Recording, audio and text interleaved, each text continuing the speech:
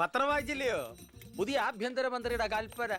വയറ് കുറയ്ക്കാൻ പോലീസുകാർ രാവിലെ ഓടണമെന്ന്. ഞാൻ പണ്ടേ ഓടാറുണ്ട്. എന്റെ കർത്താവേ, കുതിരയ്ക്ക് വെച്ച കഴുതയ്ക്കും ഉണ്ടോ? എന്റെ ഈശോയെ, ഞാൻ സാറിനല്ല ഉദ്ദേശിച്ച. ഓ, നല്ല മസില. അളിയ, ഒരു മിനിറ്റ്. അയ്യോ, അതിനല്ല. എന്ത് ചെയ്യാനാ? നിങ്ങളുടെയൊക്കെ കഷ്ടകാലത്തിന് ഞാൻ ഇവിടുത്തെ ആഭ്യന്തരമന്ത്രിയായി പോയി അല്ലേ അളിയ? അളിയൻ ഇനിയും ഡ്യൂട്ടിക്കിടയിൽ എന്നെ കാണേണ്ടി വരും.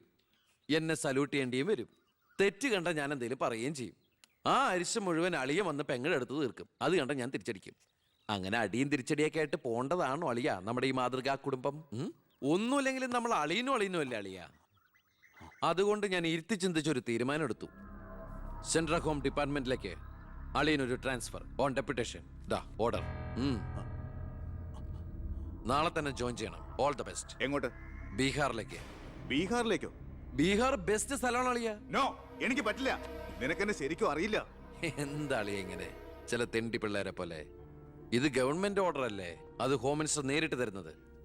അനുസരിച്ചേ പറ്റൂ. എന്താ ഇവിടെ? ASP അളിയനെ മന്ത്രി അളിയൻ ബീഹാറിലോട്ട് തട്ടി. മന്ത്രിയുടെ ഭരണപരിഷ്കാരങ്ങൾ കുടുംബത്തും. ബീഹാറിലേക്കോ? ബീഹാർ ബെസ്റ്റ് സ്ഥലമാണമ്മേ. അല്ല, ഈ ബീഹാർ എന്ന് പറയുമ്പോ എടി, ബീഹാർ ഗംഭീര സ്ഥലാ. നീ വിഷമിക്കണ്ട, നീ പതുക്കെ പോയാ മതി. പേടിക്കാനൊന്നുമില്ല സാറേ. അവിടെ ചെന്ന് ലല്ലു പ്രസാദുമായി ഒരു ടൈപ്പ് ഉണ്ടാക്കിയാൽ കുശാലല്ലേ കുശാൽ. അയ്യോ ചേടാ, കുടുംബത്തൊരു മന്ത്രി ഉണ്ടായാൽ അതുകൊണ്ട് ഗുണം ഉണ്ടാകേണ്ടത് കുടുംബക്കാർ. ഇതിപ്പോ അളിയന് വേണോ ഗുണം? അളിയന് ഈ ചിറാപ്പുഞ്ചി എങ്ങനെയാ? ചിറാപ്പുഞ്ചി? ആ, ചിറാപ്പുഞ്ചി ബെസ്റ്റ് സ്ഥലമാണ് അളിയ. അവിടെ IAS കാർക്ക് എന്താ ഡിമാൻഡ് എന്നറിയോ? നമുക്കൊരു കൈ നോക്കിയാലോ? നീ ബ്രേക്ക്ഫാസ്റ്റ്. അമ്മ പേടിച്ചു പോയോ? നമുക്ക് അച്ഛനെ നാഗാലാൻഡിലേക്ക് തട്ടിയാലോ?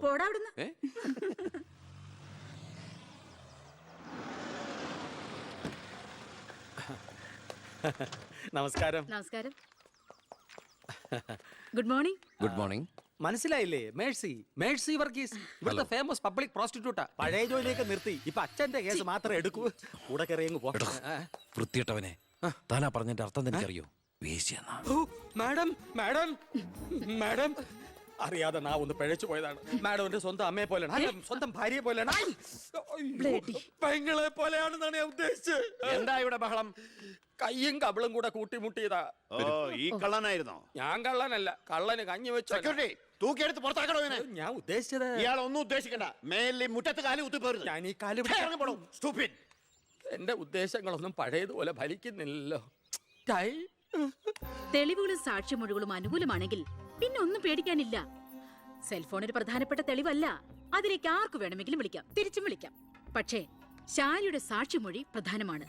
അതിലൂടെ മാത്രമേ വെട്ടൂർ ശിവനും ഈ കൊലയും തമ്മിലുള്ള ബന്ധം വാദിഭാഗത്തിന് തെളിയിക്കാൻ പറ്റൂ. ഈ വെട്ടൂർ ശിവൻ നിരപരാധിയാണെങ്കിൽ അച്ഛനും നിരപരാധിയാണ് അല്ലേ മാഡം? അതെ.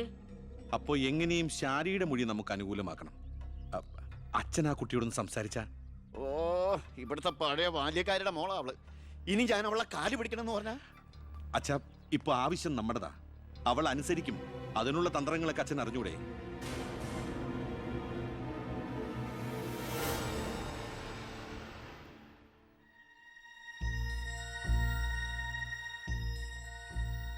കുറെ നാളായി ഞാൻ വിചാരിക്കുന്നു ഇങ്ങോട്ടൊക്കെ ഒന്ന് ഇറങ്ങണം എന്ന്. സത്യം പറഞ്ഞ സമയം കിട്ടാറില്ല. അല്ല, ഇവളെങ്ങനെ നിർത്തിയാ മതിയോ? കെട്ടിച്ചുവിടണ്ടേ? കല്യാണ ചെലവൊക്കെ ഞാൻ ഏറ്റവും പറ്റിയ പയ്യനെയും കണ്ടെത്താം. നമുക്കിത് ഗംഭീരമാക്കണം, ഒരു ഉത്സവം പോലെ. ഗോപാലപിള്ള സാറിനെ എനിക്ക് മറക്കാൻ പറ്റുമോ? എന്നെ രാഷ്ട്രീയത്തിലേക്ക് കൈപിടിച്ച് കയറ്റിയ രാഷ്ട്രീയ ഗുരുവാണ് നിന്റെ മുത്തച്ഛൻ. മരിക്കാൻ കിടക്കുമ്പോ ഞാൻ അദ്ദേഹത്തിന് കൊടുത്ത വാക്കാ, ഈ കുടുംബം അനാഥാകില്ലെന്ന്. എന്നാ ഞാൻ ഇറങ്ങട്ടെ. ഞാൻ എന്തോ മറന്നല്ലോ. മോളെ, പിന്നെ മോൾക്കറിയാമല്ലോ നിരപരാധിയായ എന്നെ ഒരു കേസിൽപ്പെടുത്തിയ വിവരം. ആ പ്രതിക്കെതിരെയുള്ള മോളുടെ മൊഴി അതൊന്നും മാറ്റി പറയണം. ഞാൻ സത്യ പറയൂ. എന്റെ മുന്നിൽ വെച്ച് നടന്ന കൊലപാതകത്തിന് കൂട്ടു നിൽക്കാൻ എന്നെ കിട്ടില്ല. തെറ്റ് ചെയ്തവരാരായാലും അവര് ശിക്ഷിക്കപ്പെടണം. കുറെ കാലം എന്റെ വീട്ടിൽ നിന്നല്ലേ തള്ളയും മോളും. ഉണ്ട ചോറിന് നന്ദി കാണിക്കാൻ പറ ദേവകിയമ്മ മോളോട്. അമ്മ പറയില്ല. സാറ് പണ്ട് നന്ദി സൂചകമായി എന്റെ മുത്തശ്ശന് കൊടുത്ത വാക്ക് വിധവയായ എന്റെ അമ്മയെ അടിച്ചു തളിക്കാരിയാക്കാമെന്നല്ല, നല്ലൊരു ജോലി വാങ്ങിക്കൊടുത്ത് സ്വന്തം പെങ്ങളെ പോലെ സംരക്ഷിക്കാമെന്നായിരുന്നു. സാറിന്റെ വീട്ടിലെ കരിയും പുകയും കൊണ്ട് എല്ലാം മുറിയ പണിയെടുത്തിട്ട് തന്നെയാ എന്റെ അമ്മ എന്നെ വളർത്തിയത്. ഒരു ബാല്യക്കാരിയുടെ കൂലിക്കണക്ക് പറഞ്ഞാ കുറെ കാശ് ഇങ്ങോട്ട് തരാനുണ്ടാവും. ഞാഞ്ഞൂളിനും പത്തി കൊള്ളാം. നീയൊക്കെ മാനം മര്യാദയായിട്ട് ജീവിക്കുന്ന എനിക്കൊന്ന് കാണണം.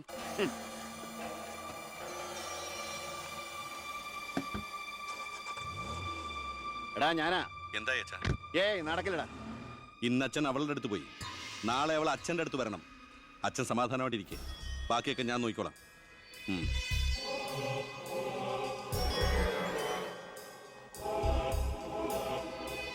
ഞാനാ. പേര് ശാരിക, കോട്ടപ്പുറം സ്കൂളിലെ ടീച്ചറാ.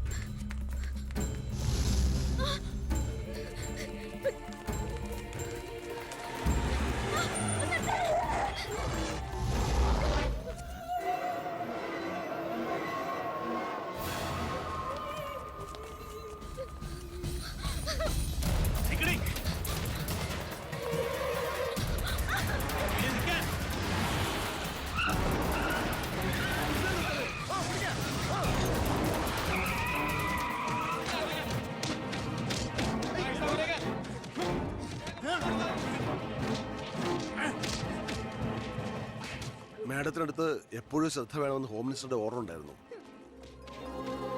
വരട്ടെ, പിടിച്ചു കയറ്റില്ലാത്തിനെ.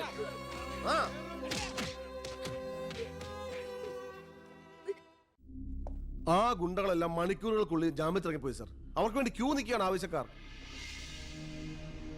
ഈ നാട്ടിലെ ഇടത്തരക്കാരും പാവങ്ങളും ഒക്കെ ഗുണ്ടകളെ കൊണ്ട് പൊറുതിമുട്ടിയിരിക്കുകയാണ് സാർ. കഴിഞ്ഞ കുറേ വർഷങ്ങളായി ഇവിടെ നടന്ന 90% കൊലപാതകങ്ങൾക്കും ആത്മഹത്യകൾക്കും പിന്നിൽ ഗുണ്ടകളും അവർക്ക് പുറകിലുള്ള തൽപര കക്ഷികളുമാണെന്ന് നിസ്സംശയം പറയാം സർ. കഴിഞ്ഞ 5 വർഷത്തിനുള്ളിൽ ഇവിടെ ഉണ്ടായിട്ടുള്ള സർവ്വ ഗുണ്ടാ വിളയാട്ടങ്ങളുടെയും അക്രമങ്ങളുടെയും സത്യസന്ധമായ കേസ് ഹിസ്റ്ററി എനിക്കുടനെ വേണം, വിത്ത് ഇമ്മീഡിയറ്റ് എഫക്ട്. സാർ, ഈ ഫയലുകളൊക്കെ ഒന്ന് പഠിക്കണം. കഴിഞ്ഞ 5 വർഷത്തിനിടയ്ക്ക് കേരളത്തിലുണ്ടായിട്ടുള്ള ഞെട്ടിക്കുന്ന അക്രമങ്ങളുടെ സത്യസന്ധമായ ഡീറ്റെയിൽസ് ആണിത്. 300-ലേറെ കൊലപാതകങ്ങൾ, 2000-ലേറെ ആത്മഹത്യകൾ, 3000-ലേറെ ആത്മഹത്യാ ശ്രമങ്ങൾ, അക്രമങ്ങളിൽ അംഗമംഗം വന്നവർ 6000-ലേറെ. എന്നിട്ടോ ബന്ധപ്പെട്ട കേസുകളിൽ ശിക്ഷിക്കപ്പെട്ടത് വെറും 12 പേർ.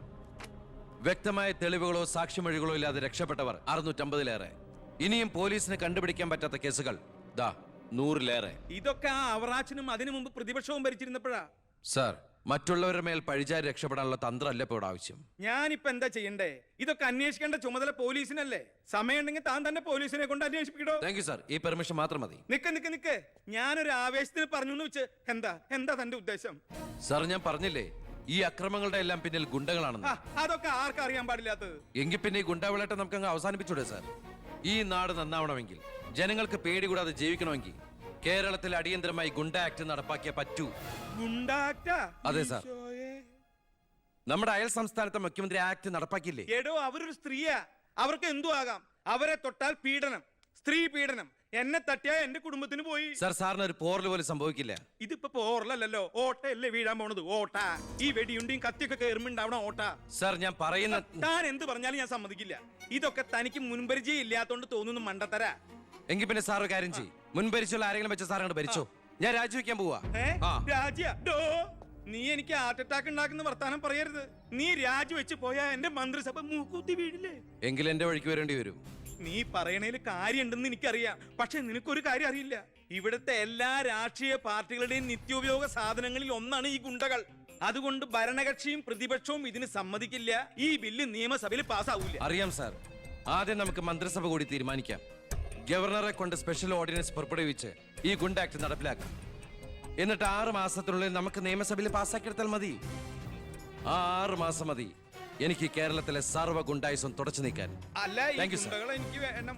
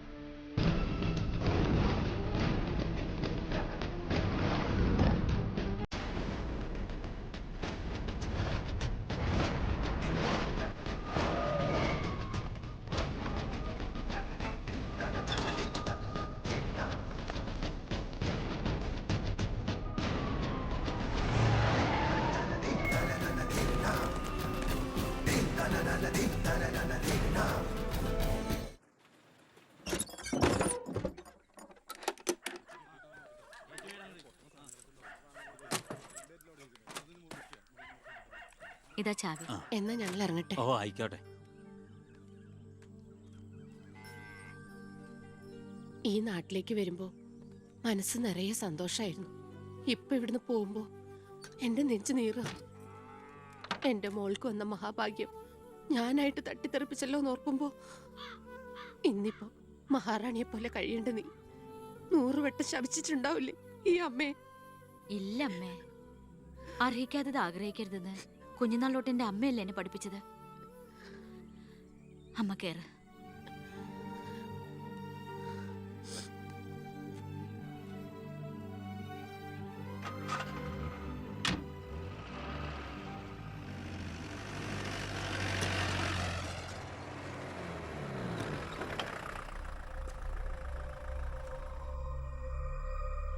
നിർത്തി വണ്ടി എടുക്കല്ലേ.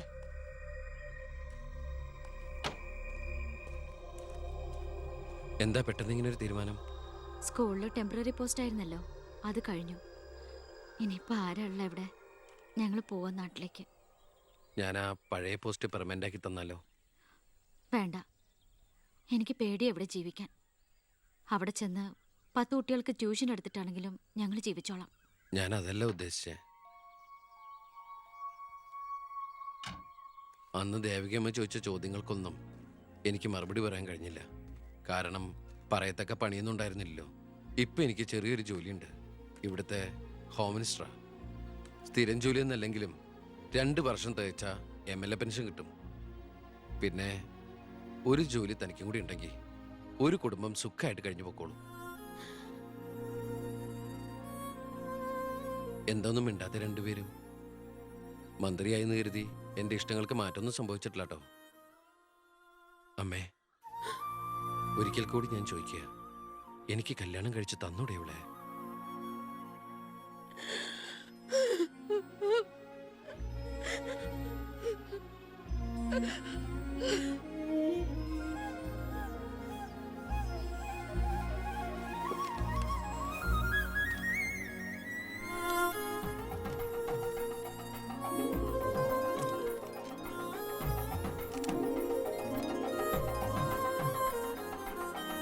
ആരാ സാക്ഷികൾ? ഒരു സാക്ഷിയുണ്ടേ, ഒന്ന് മറിക്ക സാറേ. ജോസഫ് വർക്കി, കുണ്ടാലി തെക്കേതിൽ, ചിറ്റാരിക്കര. ഈ ധന്യ മുഹൂർത്തത്തിന് സാക്ഷിയാകാൻ ഒരവസരം എനിക്ക് തരണം. ദാ ഇവിടെ. അങ്ങോട്ട് മാറി നിൽക്കണോ? മാറിയിക്കാൻ പറഞ്ഞപ്പോ ഓക്കെ. തട്ടിപ്പും വെട്ടിപ്പും ഒക്കെ നിർത്തി ഇനിയുള്ള കാലം ഒരു നല്ല മനുഷ്യനായിട്ട് ജീവിക്കണമെന്നാണ് എൻ്റെ ആഗ്രഹം. നല്ലതാ. മന്ത്രിയോടൊപ്പം നടന്നില്ലെങ്കിൽ വീട്ടിലും നാട്ടിലും ഒരു പട്ടിയുടെ വില പോലും എനിക്ക് കിട്ടില്ല. എന്നെ കൈവെടിയരുത്. ഞാനൊന്ന് ആലോചിക്കട്ടെ. എന്താ ഈ പത്രക്കാരും പോലീസുകാരും കാണിക്കുന്നത്? മന്ത്രി വൈഫ് ഒന്ന് പുറത്തേക്ക് ഇറങ്ങിക്കോട്ടെ. ഇന്നത്തെ കൊരകന്റെ പൂമാല കിട്ടിയ പോലെ തിക്കും തിരക്ക് ഉണ്ടാക്കണ എന്താന്നാ ഞാൻ ഉദ്ദേശിച്ചേ.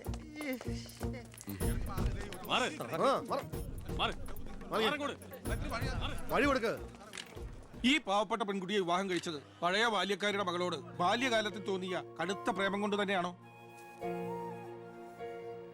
നാട്ടുകാർ മുഴുവൻ നോക്കി നിൽക്കെ ഒരു ഗുണ്ട പഴപ്പിച്ച ഈ പെണ്ണിന് ജീവിതം നൽകിയത് ജനസിമ്പതി നേടി പ്രശസ്തി പിടിച്ചു വെക്കാൻ വേണ്ടിയല്ലേ? വിട് സാറേ. ഹേയ്, പത്രക്കാരോട് ഇങ്ങനെയൊക്കെയാണോ? അതിനുള്ള മറുപടിയൊക്കെ ഞാൻ പറഞ്ഞോളാം. അനന്തുമാർ വാ. കളി എന്നോടോ? തന്നെ പോലുള്ള മഞ്ഞപ്പത്രക്കാർക്ക് എന്തു എഴുതി പിടിപ്പിക്കാം.